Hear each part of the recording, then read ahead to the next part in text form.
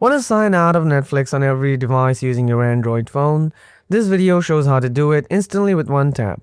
Open the Netflix app, tap any profile, tap the profile icon in the right side labeled My Netflix.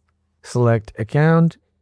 This will open Netflix's account page. On the account page, scroll down to the Devices section. Tap Access and Devices. This page shows you all your connected devices. If you want to terminate all of their sessions, scroll down to the bottom. Tap Sign out of all devices.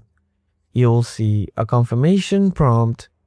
Now all you need to do is confirm that you want to sign out everywhere and it will be done. Be aware, this means every device, your phone, tablet, smart TV, whatever. So you'll need to sign in again on the ones you want to keep using.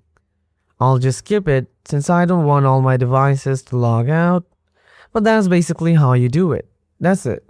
Like the video, subscribe for more Netflix and Android fixes. Thanks for watching.